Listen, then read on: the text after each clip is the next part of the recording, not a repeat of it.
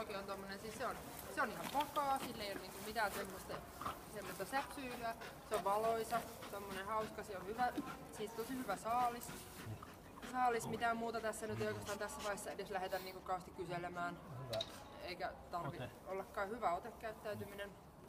Varmasti lähtisi tuosta haukulesesta vähän jo niinku tapaili tossa, jos sitä lähtee sitä hakemaan siis niinku tällaisen perusteella sanoisin, että koiran kanssa voi harrastaa ihan mitä vaan. Ei varmaan ole mitään semmoista niinku isoa tavallaan puutetta siinä. Hauska tyyppi ja niin on kaikki.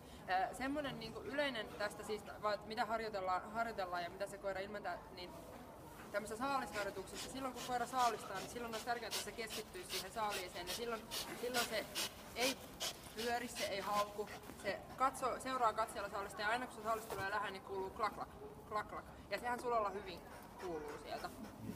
Ja sitten semmonen, että jos jotain niinku suojelulajeja harrastaa, niin se on sellainen asia, jota pitää yrittää olla pilaamatta. Eli yritetään aina pitää se, että se oli se sama niin tottelevaisuudessa kun palkkaa. Niin jos antaa niin nimenomaan saalisärsytettä, niin se on aina hyvä pyrkiä toteuttamaan, niin että se oikeasti joutuu saalistamaan sitä. Että ei ole näitä itsemurhajäniksiä, jotka tulee suuhun, vaan että se joutuu ihan niin oikeasti pyrkimään sinne ja haluamaan sitä saalista. Niin sillä tavalla sitä palkasta tulee palkka. Kauhean kiva koira. Niin, ei ole myytävä.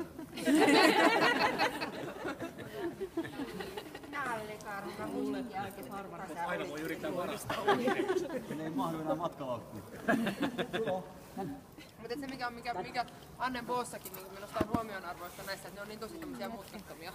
Että saa niin kuin varsin rauhassa tehdä ja puuhata, että ei tarvitse silleen niin kuin varoa, että... Sä ei toimi niin rummat kuin se toinen. Oot aina haukutella. Sulo hei!